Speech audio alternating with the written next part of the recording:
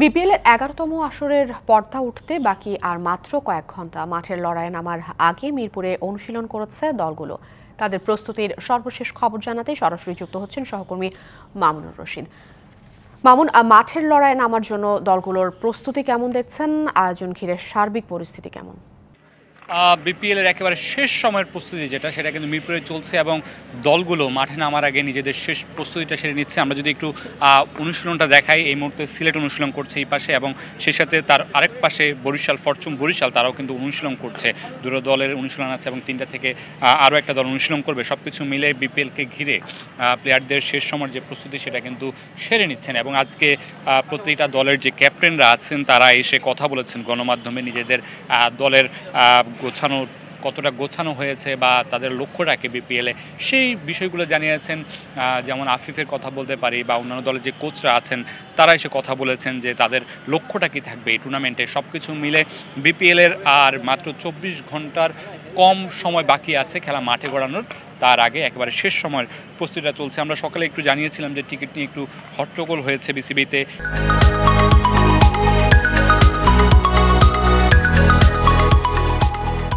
সেই বিষয়টা পরবর্তীতে বিসিবি থেকে আপডেট দেওয়া হয়েছে, কোথায় দর্শকরা টিকিট পাবেন এবং কীভাবে খেলা দেখবেন। বেশ কয়েকটি ক্যাটাগরিতে হয়তো আমরা রিপোর্টের মাধ্যমেও সেটা দেখাতে পেরেছি যে কীভাবে দেখতে পারবেন। এবং তার আগে সকালবেলায় বিপিএলের যিনি প্রধান দায়িত্বে আছেন ফাহিম স্যার, যাকে আমরা বলে থাকি, তিনিও কথা বলেছেন বিপিএলের সার্বিক বিষয় নিয়ে।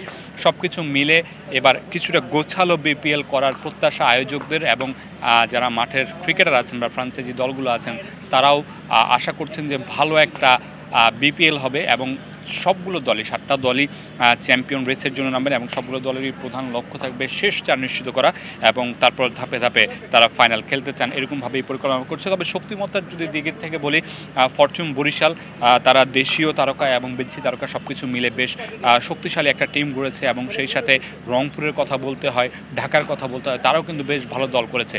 কিন্তু ওভারঅল বিপিএলের যে তারকা সমৃদ্ধির কথা বলে থাকে আমরা, সেই জায়গায় কিন্তু কিছুটা ঘাটতি রয়ে গেছে। সেরকম খুব বড় তারকা নাম পায়নি বরিশালে, যদিও কিছু তারকা এসেছেন, বা অন্য দলগুলোর দিকে তাকালে আরও একটু হয়তো বা বড় তারকা থাকলে বিপিএলটা আরও বেশি জমে উঠতো।